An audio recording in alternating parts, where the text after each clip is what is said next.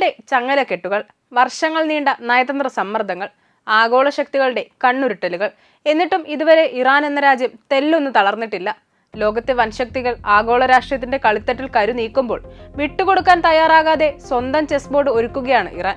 വെറുമൊരു അതിജീവനമല്ല, മറിച്ച് മിഡിൽ ഈസ്റ്റിലെ പുതിയ ശക്തി സമവാക്യങ്ങൾ മാറ്റിമറിക്കാൻ പോന്ന ഇറാന്റെ കരുത്തുറ്റ തിരിച്ചുവരവിന്റെ കഥയാണിത്. അമേരിക്കയുമായുള്ള നിർണായക ആണവ ചർച്ചകൾ വീണ്ടും സജീവമാകുന്ന വേളയിൽ ചൈനയുമായി പ്രതിരോധ സഹകരണം കൂടുതൽ ആഴത്തിനാക്കാനുള്ള നീക്കങ്ങൾ ഇറാൻ മുന്നോട്ട് വയ്ക്കുന്നു.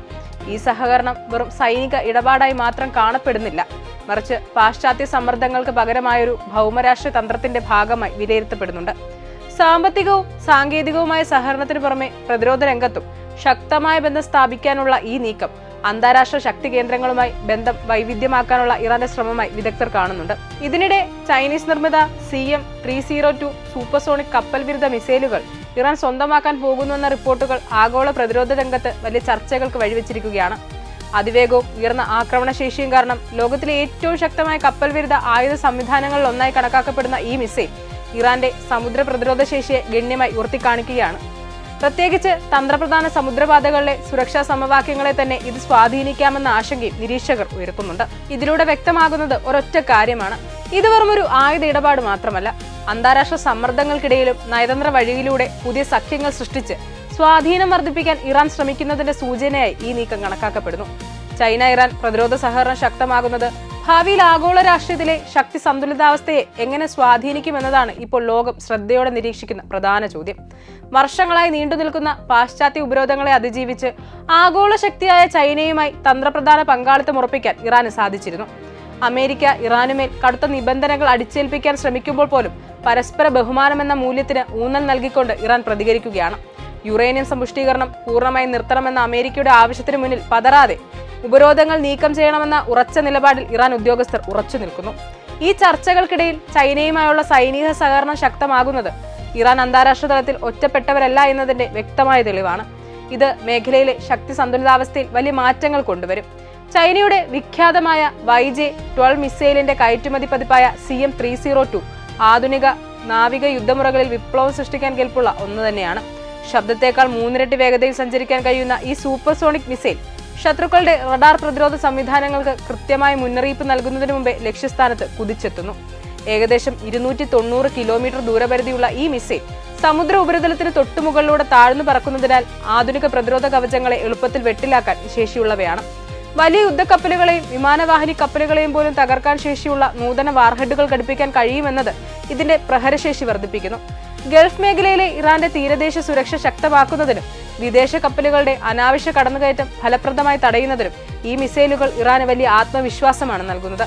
ഇറാന്റെ നാവിക സിദ്ധാന്തം എപ്പോഴും ശ്രദ്ധ കേന്ദ്രീകരിക്കുന്നത് അസമമായ യുദ്ധമുറ അല്ലെങ്കിൽ അസിമെട്രിക് വാർഫെയറിലാണ്. വലിയ നാവികസേനകളെ നേരിടാൻ ഡ്രോണുകൾ, ഫാസ്റ്റ് അറ്റാക്ക് ക്രാഫ്റ്റുകൾ, തീരദേശ മിസൈലുകൾ എന്നിവ ഉപയോഗിക്കുന്നതിൽ ഇറാൻ ഇതിനോടകം വൈദഗ്ധ്യം തെളിയിച്ചിട്ടുണ്ട്. ഇതിലേക്ക് CM-302 കൂടി എത്തുന്നതോടെ ഇറാന്റെ പ്രതിരോധ വലയം അജയ്യമായി മാറും. വിമാനവാഹിനി കപ്പലുകൾ ഉൾപ്പെടെയുള്ള വമ്പൻ കപ്പലുകളെ പ്രതിരോധിക്കാൻ ഈ മിസൈലുകൾക്ക് സാധിക്കുമെന്നത് മേഖലയിൽ ഇറാന്റെ സൈനിക സ്വാധീനം വർദ്ധിപ്പിക്കും. അമേരിക്കൻ വിമാനവാഹിനി കപ്പലുകളുടെ സാന്നിധ്യത്തിന് മറുപടിയായി സ്വന്തം മണ്ണും സമുദ്രവും കാക്കാൻ ഞങ്ങൾ സജ്ജമാണ് എന്ന ശക്തമായ സന്ദേശമാണ് ഇതിലൂടെ ഇറാൻ നൽകുന്നത്. വരാനിരിക്കുന്ന ദിവസങ്ങളിൽ ജനീവയിൽ വെച്ച് ഇറാനും അമേരിക്കയും തമ്മിലുള്ള അടുത്തഘട്ട ചർച്ചകൾ നടക്കുകയാണ്. ഇവിടെ ഇറാൻ വരുന്നത് തികഞ്ഞ ആത്മവിശ്വാസത്തോടെയാണ്. ഒരു വശത്ത് സൈനിക കരുത്ത് വർദ്ധിപ്പിക്കുമ്പോഴും മറുവശത്ത് സമാധാനപരമായ ചർച്ചകളിലൂടെ ഉപരോധങ്ങൾ നീക്കം ചെയ്യാനുള്ള നയതന്ത്ര നീക്കങ്ങളും ഇറാൻ നടത്തുന്നു.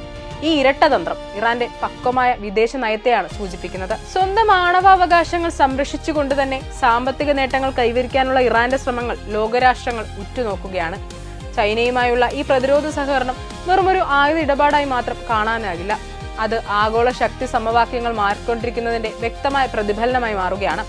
പാശ്ചാത്യ ഉപരോധങ്ങളും സാമ്പത്തിക സമ്മർദ്ദങ്ങളും നീണ്ടകാലമായി നേരിട്ടിട്ടും തന്ത്രപരമായ സഖ്യങ്ങൾ രൂപപ്പെടുത്തി സ്വന്തം സുരക്ഷയും സ്വാധീനവും ഉറപ്പാക്കാൻ കഴിയുമെന്ന് ഇറാൻ ലോകത്തിനു മുന്നിൽ തെളിയിക്കാൻ ശ്രമിക്കുകയാണ്. സൈനിക ശേഷി വർദ്ധിപ്പിക്കുന്നതിനോടൊപ്പം നയതന്ത്ര ബന്ധങ്ങൾ വിപുലീകരിക്കുന്ന ഈ സമീപനം ഒരു രാജ്യത്തിന്റെ ശക്തി വെറും സാമ്പത്തിക ശേഷിയിലോ രാഷ്ട്രീയ അംഗീകാരത്തിലോ മാത്രം ആശ്രയിച്ചല്ല നിർണ്ണയിക്കപ്പെടുന്നതെന്ന് സൂചിപ്പിക്കുന്നു. ഇറാൻ സ്വീകരിക്കുന്ന ഈ നീക്കങ്ങൾ മിഡിൽ ഈസ്റ്റിലെ ശക്തി സന്തുലിതാവസ്ഥയെ മാത്രമല്ല ആഗോള രാഷ്ട്രീയ ചർച്ചകളെ സ്വാധീനിക്കാനുള്ള സാധ്യതയുള്ളവയാണ്. പുതിയ സഖ്യങ്ങൾ രൂപപ്പെടുമ്പോൾ പരമ്പരാഗത ശക്തി കേന്ദ്രങ്ങളുടെ സ്വാധീനത്തിൽ മാറ്റം സംഭവിക്കുകയും ബഹുധ്രുവ ലോകക്രമത്തിലേക്കുള്ള നീക്കം കൂടുതൽ വ്യക്തമായി കാണപ്പെടുകയും ചെയ്യുന്നു.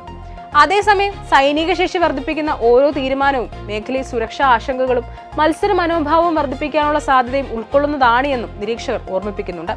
അതിനാൽ തന്നെ പ്രതിരോധ ശക്തിയും നയതന്ത്ര സംഭാഷണവും തമ്മിലുള്ള സന്തുലിതാവസ്ഥയാണ് ഭാവി സ്ഥിരതയ്ക്ക് നിർണായകമാകുക.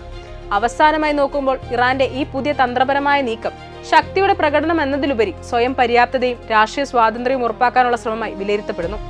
സമാധാനവും സുരക്ഷയും ഉറപ്പാക്കാൻ സൈനിക കരുത്തിനൊപ്പം സംഭാഷണത്തിനും സഹകരണത്തിനും പ്രാധാന്യം നൽകേണ്ടതിന്റെ ആവശ്യകത ഈ സാഹചര്യത്തിൽ കൂടുതൽ വ്യക്തമാകുന്നുണ്ട്. മാറുന്ന ലോകക്രമത്തിൽ സ്വന്തം സ്ഥാനം ഉറപ്പിക്കാൻ ശ്രമിക്കുന്ന ഇറാൻ ഭാവിയിലെ അന്താരാഷ്ട്ര രാഷ്ട്രീയത്തിൽ എത്രത്തോളം സ്വാധീനം ചെലുത്തുമെന്നത് അടുത്ത വർഷങ്ങളിൽ നിർണ്ണയിക്കപ്പെടും. എന്നാൽ ഈ നീക്കങ്ങൾ മേഖലയിലെ പുതിയ രാഷ്ട്രീയ യാഥാർത്ഥ്യങ്ങൾക്ക് വഴിയൊരുക്കിയിരിക്കുന്നുവെന്നും ഉറപ്പാണ്.